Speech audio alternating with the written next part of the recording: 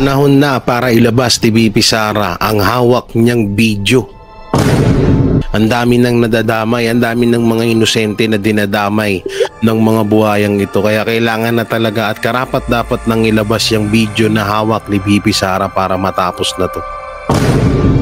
Siguro naman na pag-isip-isip na rin ni BP Sara na talagang ilabas na yung video na yan dahil garapalan na ho ang ginagawa ng mga buhaya dito sa mga Duterte. Kaya kailangan na talagang ilabas yung video na yan para mahinto na ang kabuwangan o kabaliwan na ginagawa ng mga buhayang ito sa mga Duterte. So yun po mga banateros, mga kabiyaya, isang mabiyayang araw po sa ating lahat at welcome back to my YouTube channel. Jay Guevara TV nga po pala, isa sa mga Banateros Brothers. At ito, pag-usapan natin to, naku po, alam nyo, medyo ngayon ko na parang pipilitin ko na ho, no? Si BP Sara Duterte, nailabas na yung isa sa mga ebidensya niya. Yung kanyang nabanggit nung nakaraan sa kanyang press con na may hawak siyang video. Hindi kasi yung video na yun, alam nyo, may mga nakalap tayong information. Wow. May nakalap tayong impormasyon na yung video na yun ay parang bigayan ng pera sa di umano'y sa basta bigayan ng pera ng mga politiko. No, bigayan ng pera ng mga politiko na naaktuhan o na-videoan. Siyempre ganito kasi, natatandaan nyo yung sa KOJC. Diba? Tatandaan nyo sa KOJC na ayaw magpapasok ng media, ayaw magpapasok ng mga vlogger. Nito rin, nung panahon na hinuhukay nila, or nagbubutas sila dun sa ilalim ng building ng KOJC compound dun sa kanilang, sa school ng KOJC. So, nagulat tayo. At nagulat tayo na biglang may nag-leak, may lumabas na video doon sa doon sa butas na yon. Na kung saan ay talagang naaktuhan na may kita doon sa video, kitang-kita yung butas na ginagawa ng mga kapulisan doon sa KOJC. So ngayon, parang ganun din yung nangyari dito, no? Kaya nga lahat ng mga congressman, ay ba't nabanggit yung congressman? Nadulas ako. Kaya lahat ng mga politiko na, hindi naman lahat yan against sa Duterte. May mga iilan dyan na andyan pa rin yung tinatawag na loyalty or hanis pa rin sa mga Duterte. So ang ayon sa aking analisa, wow. Yan ay parang bigayan ng pera na pinaghahati-hatian ng mga politiko. Hindi ko alam kung anong pera yung ibinab. Kasi ganito kasi yan kapag may mga, syempre iiwasan ng mga politiko na magkaroon ng transaksyon. 'Di ba? Magkakaroon ng transaksyon, syempre, halimbawa, transfer sa mga bangko, ita-transfer sa mga ganito, sa pangalan ni ganito, ni ganyan. So parang delikado 'yon. Delikadong gawin yun. Kaya mas maigi kung harapan na bigayan. No, harapan na bigayan para walang ebidensya. Kaso yung harapan na bigayan na yun, ang pangit lang sa nangyaring yun ay may nakapag-video. May mga na video, tawag dito, may nasingit or may naipuslit na video doon sa bigayan na yun, ha. Ito lang yun, ayon lang to sa hindi ko 100% na ganito yon. Ganito yung laman nung pinaka-video na hawak ni BP Sara. Pero ayon sa analisa ko at ayon sa pagsasaliksik ko, wow! Investigador ka na ngayon, Jay. Yan ay isa talagang bigayan ng pera. Ito hindi lang to basta pera, bilyon ang usapan dito. Bilyon po ang usapan dito sa perang to. Kaya may kita dun sa video. Wow, napanood mo na, Jay?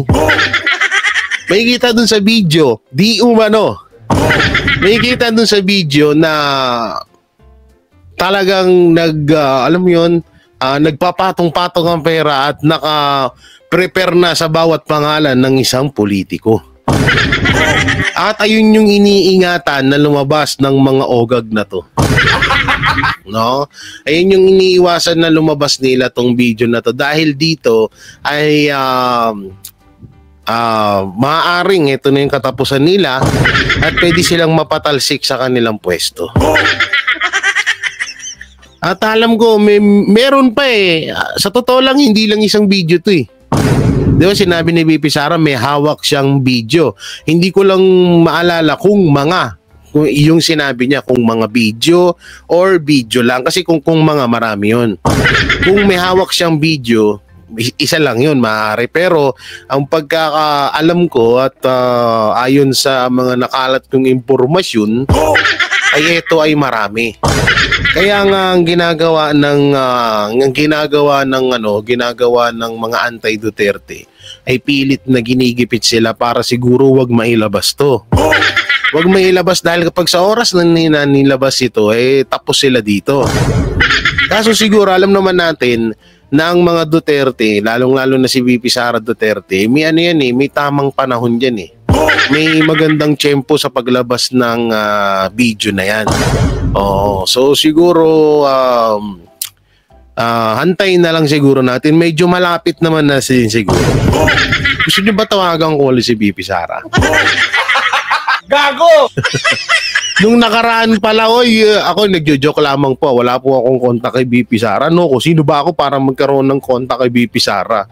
Kasi may nag-text sa akin, sabi niya, "Hi BP Sara, napanood ko po sa vlog ni J. Guevara. Ito po yung denial niyang number sa'yo."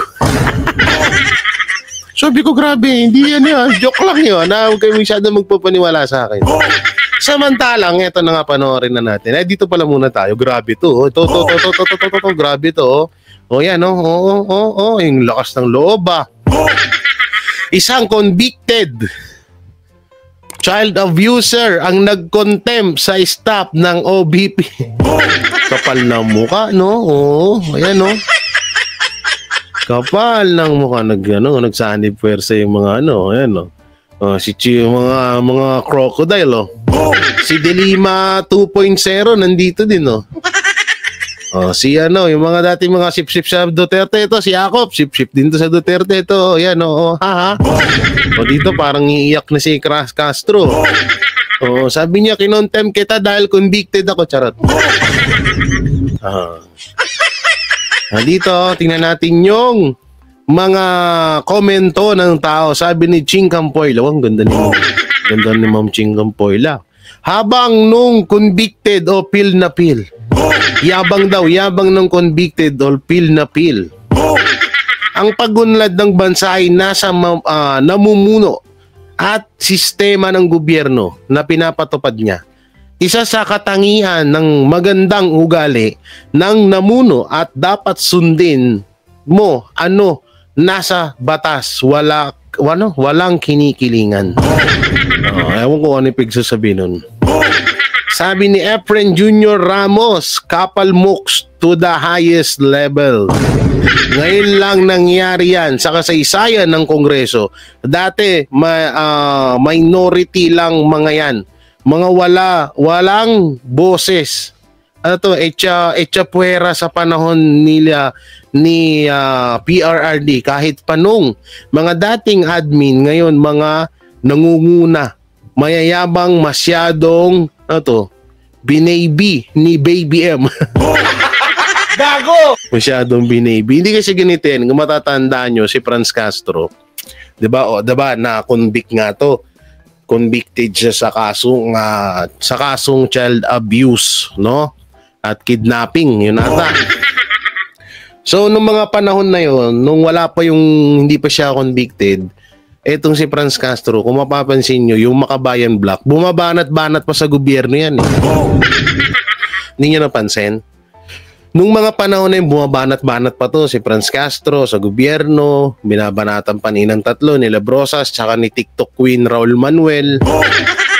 Nung mga panahon na yun, So, nung naging convicted na or kinunvict na etong si Franz Castro, ay biglang bumaliktad. Biglang bumaliktad at biglang bumait. biglang bumait sa administrasyon. So alam na this. Yun pala yung pinaka ano diyan, yun pala yung pinaka purpose ng convicted na yon. Convicted ka, malaya ka, pero tulungan mo kaming pabagsakin ng mga Duterte. Yun yung ano diyan, yun yung parang nagiging rules. Sa madaling salita, yun yung parang panakot sa kanila. Kaya nga yung ibang mga kongresista hindi rin natin masisisi din eh. No?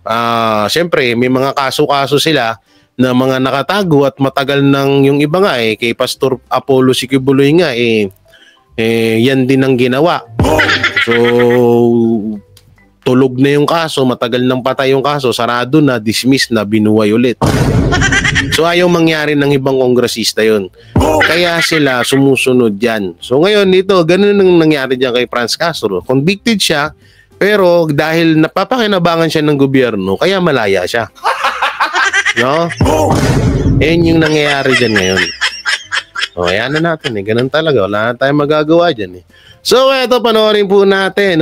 Parehong pangalan pero magkaibang pirma sa resibo ng OBP DepEd Confi Fund, confidential fund na question ng Kamara. Panoorin natin to. Paggamit ng confidential funds ng OVP at ng DepEd. Juna sa 4,500 na mga resibo o tinatawag ding documentary evidence of payment yung isinumite ng Office of the Vice President at ng Department of Education sa Commission on Audit o COA kaugnay ng paggastos ng ilang daang milyong pisong halaga ng confidential funds ng dalawang ahensya. Ito yung mga sinisilip ng mga kongresista na miyembro ng House Committee on Good Government and Public Accountability kaugnay ng paggastos sa kontrobersyal na pondo.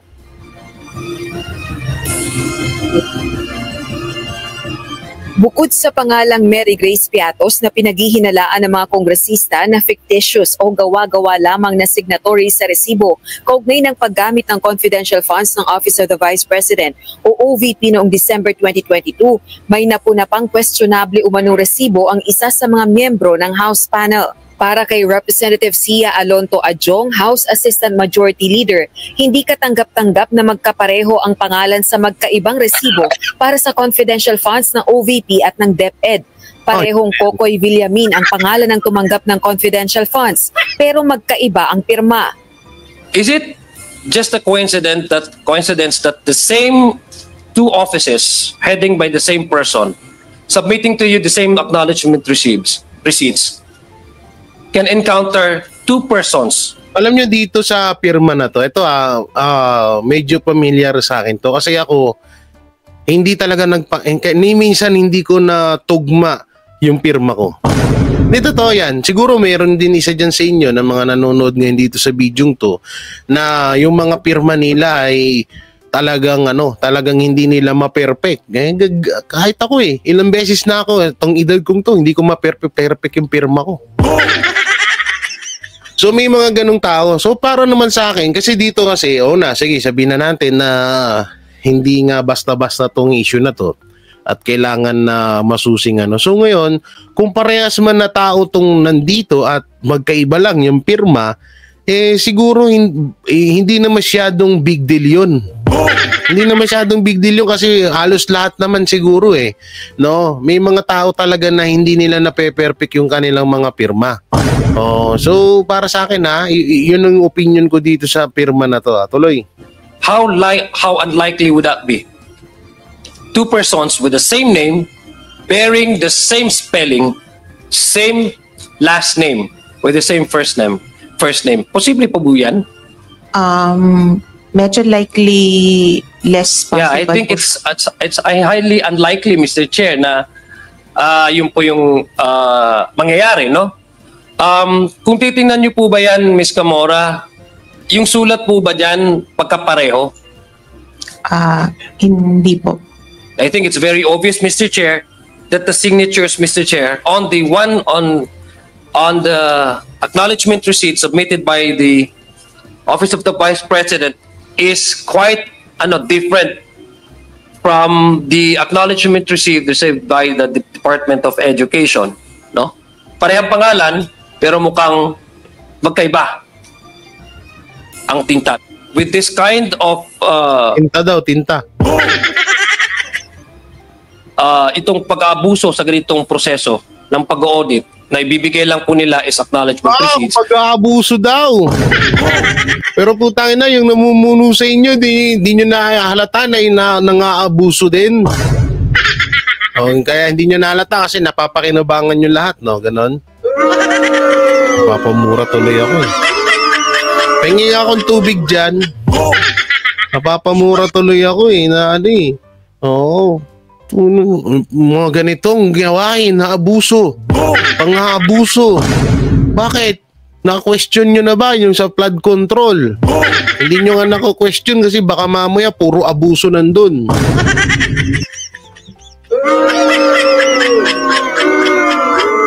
Makapagsalita tong mga to, kala mo napaka-balance dilaw, lul. Gago! It gives us so many, it provides us so many, and it opens up so many floodgates of questions, which I believe, yun yung pinaka-importante po na masagot.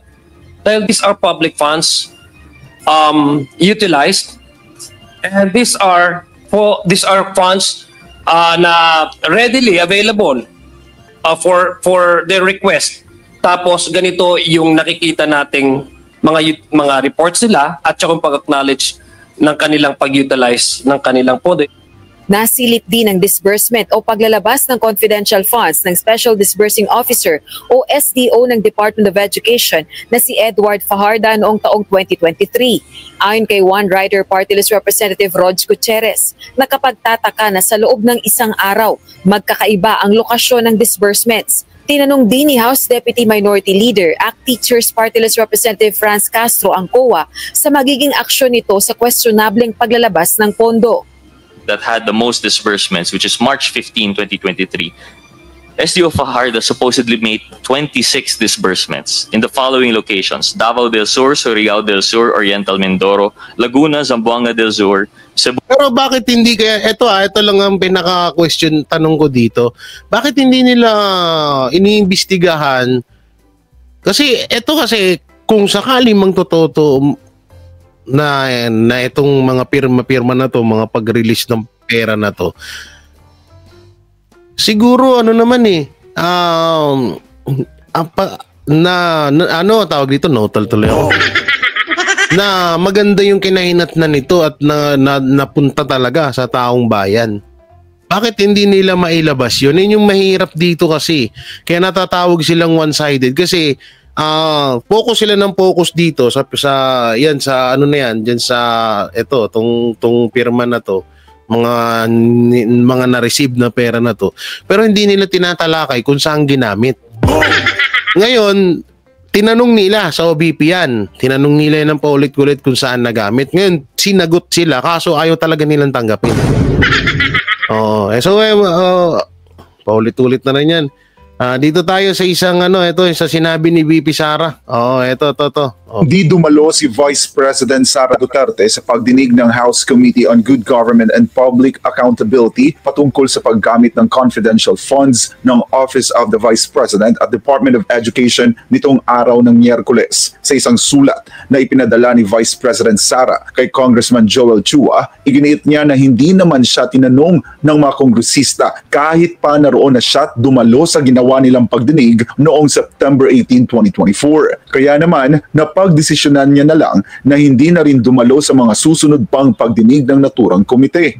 Natanggap ng bise ang imbitasyon mula sa komite nang dumalo siya sa Quadcom hearing noong November 13. Nang tanungin kung dadalo pa ba siya kung iimbitahing muli, ito ang naging sagot ng bise. Well, it remains to be seen, sir, no? Sa pagkakaroon, case-to-case basis may kung depende kung kinsay dunay madawat na invitation, depende po sa desisyon sa tao. Patungkol naman sa mga inimbitahang empleyado ng Office of the Vice President sa pagdinig ng Kamara, binigyang diin ni Vice President Duterte na hindi niya pipiliting dumalo ang mga ito. Ako aging perming ginasulti sa ilaha, kinahanglan magdesisyon mo, kinahanglan pahibalun mi sa inyong desisyon para kibalun mi kung unsa ang amo ang matabang para sa inyong Naaawa na nga raw siya sa kanyang mga empleyado na idinadamay ng mga kongresista sa nasabing pagdinig. Aniya, ito ang pinakamalaking hamon na kanyang kinakaharap kung saan palagi aniyang iniisip kung paano siya makatutulong sa kanila. Ang ako ang mga kauban sa Office of the Vice President kay kung makita ninyo, luwigid kayo sila sa pag-persecute sa ako, sa pagbukod sa ako, sa pagdaot sa ako ang pangalan, na-apil ang ilang trabaho, na-apil ang ilang pangalan. Maluoy ko. Kaugnay naman kay Mary Grace Piatos na isa umano sa mga pumirma sa acknowledgement receipt na isinumite ng OVP sa Commission on Audit kaugnay ng ginastos nito sa confidential funds, sinabi ni VP Sara na hindi niya personal na nakita ang nasabing receipt. Ito nga yung mahirap nga talaga dito Kaya hindi na nila kayang gipitin ng mga Duterte. Kahit anong gawin nilang paikot-ikot dito sa isyong to, hindi nila mabutasan. So ang ginagawa nila, yung mga empleyado na lang yung kanilang binubutasan, yung mga empleyado na lang yung kanilang hinihila pababa at yung mga empleyado na lang yung kanilang binibira palagi para magtestigo laban sa kay BP Sara.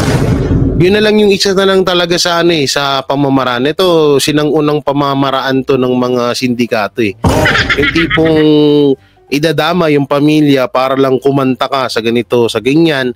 So ngayon dito, nakakaawa lang kasi yung mga inosenteng trabahador, yung simpleng empleyado lang ng OVP, ng Office of the Vice President, yun pa yung ginigipit nila. Kasi nga alam nila, yun ang kahinaan ng mga Duterte. Ayaw na ayaw ng mga Duterte na may nadadamay. Lalo sa issue nila. Ayaw nilang minadadamay ng mga inosente. Ayaw nilang may nasasaktan ng mga inosente. Yan ang kahinaan ng mga Duterte na yan ang ginagamit ngayon ng mga kalaban.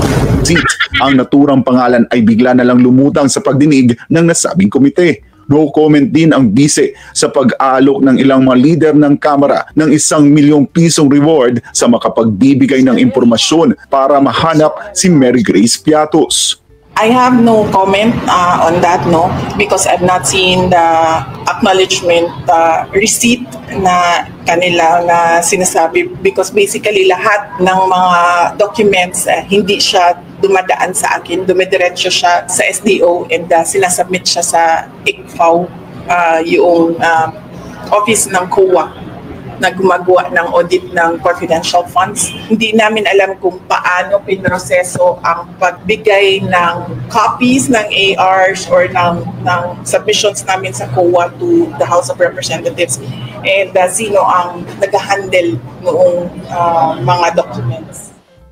Nasa Gingoog, Misamis Oriental si Vice President. Ito pa yung kinaganda rito sa Office of the Vice President. Yung mga congressman na may mga obligasyon din sa kanilang mga distrito, sa kanilang mga lugar, ang inaatupag ay puro hearing. Puro pang pananabutahe or tinatawag na paninira sa mga Duterte. Samantalang ang Office of the Vice President, tignan nyo, ang ganda ng ginagawa. Tapos ipapatawag nyo sa hearing yung taong yan. Tapos, tingnan yung ginagawa. Ipapatawag nyo sa hearing, kakanselahin niya yung pagtulong niya. Yung pagtulong nila sa mga kababayan natin. Para lang sa hearing nyo. Tingnan yung ginagawa ng Office of the Vice President. Ginagampanan ni Vice President Sara Duterte yung kanyang obligasyon dito sa Pilipinas. Kayo, ginampanan nyo ba? Or ginagampanan nyo lang yung utos sa inyo ng kung sino man or kung merong mang nag-uutos sa inyo. Kasi napaka-ano nito napaka-unfair na biruin mo magpapatawag sila ng hearing. Gusto nilang papuntahin si BP Sara. Etong si Vice President Sara Duterte, maraming trabaho, maraming ginagawa, pagtulong dito, pagtulong doon. So kapag umatin siya sa isang hearing, may isa siyang araw, palagay na natin yung hearing na yun, pupunta siya sa isang probinsya para mamahagi ng tulong. So yung isang araw na yun, di ba napakalaking halaga nun para sa mga kababayan natin na hindi naiisip ng mga congressman yun. Samantalang sila, inatupag nila, puro panggigipit sa mga tauhan ng Office of the Vice President na kahit na kahit na wala naman na talagang hindi naman talaga dapat na madamay dyan.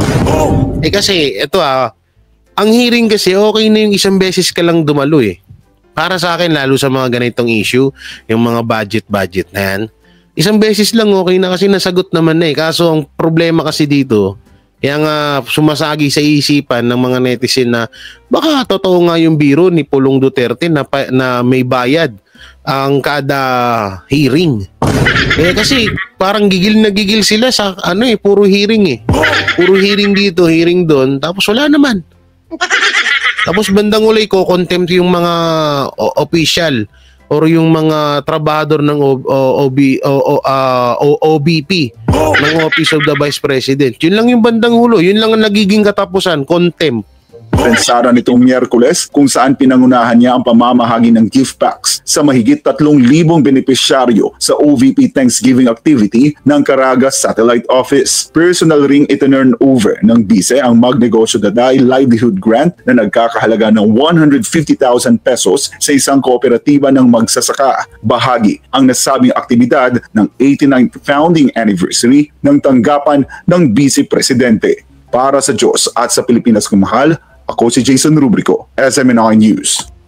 Si Vice President Sara Duterte ang most preferred candidate ng mga Pilipino sa 2028 presidential elections ayon sa public opinion research firm na WR Numero. Batay sa resulta ng September 2024 survey ng WR Numero, lumalabas na 24% ng mga Pilipino ang nagsasabing iboboto nila si Vice President Duterte bilang Pangulo ng bansa. Sa kabila ng pangunguna ng bise sa nasabing survey, wala pa sa kanyang isip aniya ang halalan sa 2028. Sa ngayon, hindi ko pa iniisip yung 2028 election dahil napakaraming nangyayari araw-araw. Hindi natin alam kung anong mangyayari bukas at hindi ko alam kung tatakbo ba ako sa 2028. I think for a presidential candidate, the perfect time to decide would be December of 2026, the year before filing ng candidacy.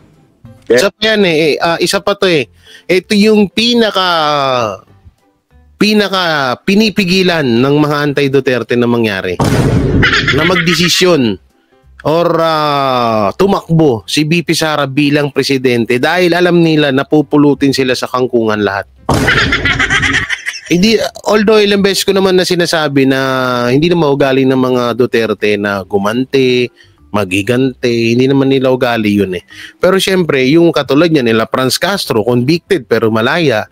So syempre, common sense naman ay dapat nasa kulungan ka. Alangan na bakit malaya ka pa rin. Diba? Ganun yun kaya ito yung isa sa pinaka-ayaw na mangyari ng mga congressman. Tiniyak ni Vice President Duterte na sa panahon na siya ay magdedesisyon kung tatakbo siya o hindi sa pagkapangulo ay isasama niya ang taong bayan sa kanyang pagpapasya. Appeal sila sa ako ang pagsiguro buhat sa desisyon sa umaabot na mga panahon. Sigurado ko doon ay konsultasyon nga mahitabo, especially sa mga parallel groups, mga ordinary citizens nga nag-aauhag yun nga mudagan ko pagka presidente. So apilo na po sila pag mugna sa akong desisyon. Para sa Diyos at sa Pilipinas kong mahal, ako si Jason Rubrico, SMNI News. Gaya na sinabi niya, I killed 6 criminals. Tinanong siya, ano ang pangalan nun? Ba't ko naman tatanungin pa mga pangalan nun? Paano ba uusigin sa korte ang mga umano'y krimen ng pagpatay kung wala namang pangalan ng mga mismong pinaslang? Maliban dyan, wala ring impormasyon na nagsasabi kung saan at kailan nangyari ang mga umano'y pagpaslang. Inabangan ng bansa ang kauna-unahang pagkakataon ng pagdalo ni dating Pangulong Rodrigo Duterte sa Senado para dumalo sa pagdinig nito patungkol sa umano'y extrajudicial killings sa naging war on drugs ng kanyang administrasyon. Ewan ko, bakit paano nila makakasuhan si Tatay Digong? Wala naman silang Sino ba yung namatay? Kaya nga ito, ilang beses ko na ito sinabi. Nung panahon ni PRRD, maraming nang samantala noon, maraming talagang ginamit ng mga sindikato yung panahon ni PRRD na yun. Katulad lang yan, nag-declare si Pangulong Rodrigo Roa Duterte ng war on drug. At yung mga hindi titigil sa ginagawa nila patungkol sa droga, ay papatayin niya. Diba? Sinabi niya yan dati. So ganito ang nakita kong sistema noon. Yung mga drug lord, yung mga pusher, sila na mismo ang pumatay sa mga tauhan nila. Para, kasi alam nila na, ay, sige, patayin ko na tong mga to. Baka mamaya, sumbong pa ako nito. Diba? Susumbong pa ako nito, patayin ko na. So nung pinatay na nila, alam din nila na hindi sila mapagbibintangan. Ang alam nila, kay Duterte pa rin bagsak yan. Dahil nung panahon na war on drug nga Kaya ang daming namatay nun Kaya nga ito, sinasabi ko nga na paulit-ulit na katulad lang yan yung mga riding in tandem na yan. Kaya nga dapat yun din ng imbestigahan ng hearing na yan. Na baka mamaya ginamit yung war on drug para patayin ng mga drug lord yung mga tauhan nila.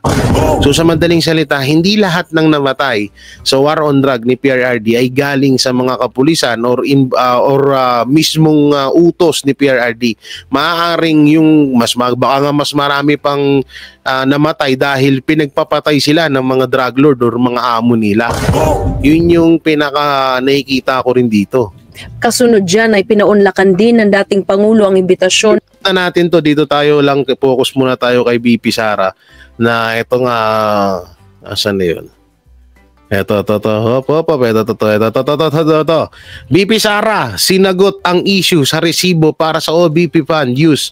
No comment sa 1 million reward ng House panel.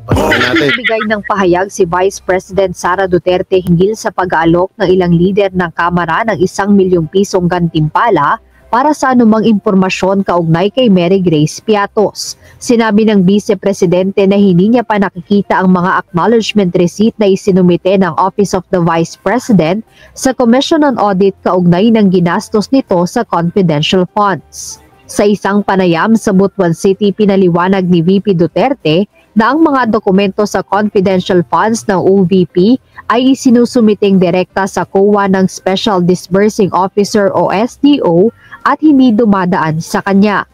So hindi ako makakomment, lalong-lalo na hindi namin alam kung paano pinroseso ang pagbigay ng copies ng ARs or ng submissions namin sa COA to the House of Representatives and sino ang nag-handle noong mga documents. Matatandaang sa isang pagdinig ng House Committee on Good Government and Public Accountability, sinabi ng COA na ang OVP at Department of Education ay nagsumite ng mga dokumentong may maling petsa, mga pirma na walang pangalan, at mga hindi mabasa ang pangalan ng mga signatory sa confidential funds nito noong 2022 at 2023. Samantala, pinili rin ng ikalawang Pangulo na hindi magsumite ng affidavit sa House panel na nagsasagawa ng investigasyon ukol sa paggamit ng kanyang pondo matapos magpahayag ang mga mambabatas na hindi ito magiging sapat upang masagot ang kanilang mga katanungan.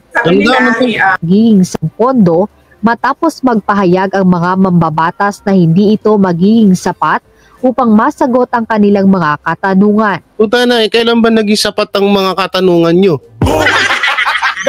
Diba? Ilang beses nang sinagot yan, hindi pa rin naman din sapat sa inyo. Sabi nila, insufficient daw and hindi nila tanggapin. So hindi na rin ako nagsabit. Hindi na rin ako nag-aksaya at gumawa pa ng affidavits. So, padahin lang sila sa... Tama naman yung sinabi ni BP Sara.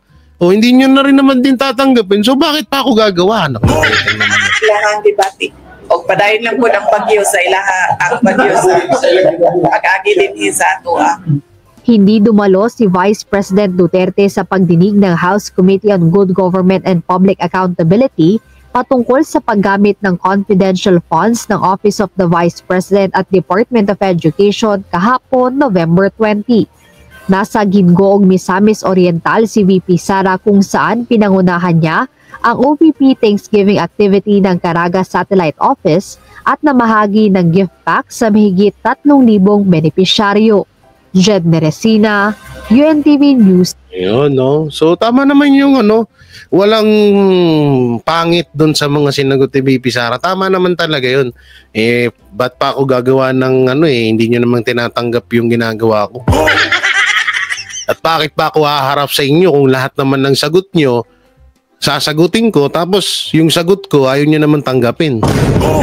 Kahit naman sinong tao, hindi gaganahan sa inyo.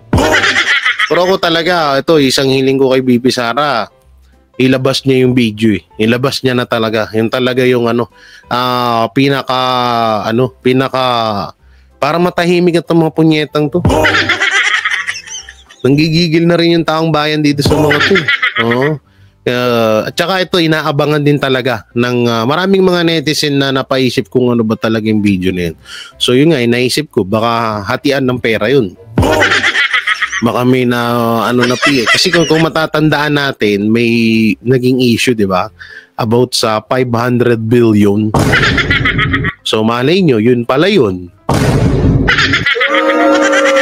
So syempre, hintayin natin muna. Hintayin natin ang tamang panahon na ilalabas si VP Sara yan. Pag mga sinabi ng mga Duterte, gantay-antay lang tayo, biglang lalabas yung mga yan. Kaya wag lang tayo masyadong mainip. At so, about naman dun sa pagtakbo ni VP Sara, tama naman siya, malayo pa, ilang taon pang lilipas at siguro ang pinakamagandang desisyon niyan pagdating ng 2028 or sa katapusan ng taon ng 2027, no? Yun na siguro yung pinakamagandang timing na para sabihin niya kung tatakbo ba siya, hindi. Pero ako sure ako tatakbo yan si VP Sara. At sana, no, kasi sabi niya nga titignan niya kung gusto ng taong bayan na tumakbo siya, tatakbo siya. Pero kung ayaw naman, edi wag na siya tumakbo. So maganda rin yung kasi ang mga Duterte kasi talagang laging nakatuon yan sa mga kagustuhan ng taong bayan. Hindi yung sa pangsarili lang nila. No, doon talaga sila nakapokus sa kung ano yung kagustuhan ng taong bayan. So yun po mga banateros, mga kabiyaya, anong may kukomento nyo sa mga napanood yung video, comment nyo lang po dyan sa baba at kayo po ay mag-comment ng agree kung ilalabas na ba ni VP Sara yung video na tinutukoy niya para matapos na itong lahat ng mga pinaggagawa ng mga anti-Duterte sa mga Duterte. So comment nyo lang po dyan sa baba. At syempre, don't forget to like, share, comment, and subscribe sa ating YouTube channel. Pakipindot na lang din po yung bell button para lagi tayong updated sa ating mga video araw-araw. So maraming salamat. Ingat kayo palagi. God bless and peace and bye-bye. Yan ang Banateros, walang inuurungan. Pag tama palakpakan, pag mali ay babanatan. Yan ang Banateros, boses ng ordinaryong Pilipino. Banateros ay walang makakaawan, walang inuurungan. Banateros ay tinutulungan.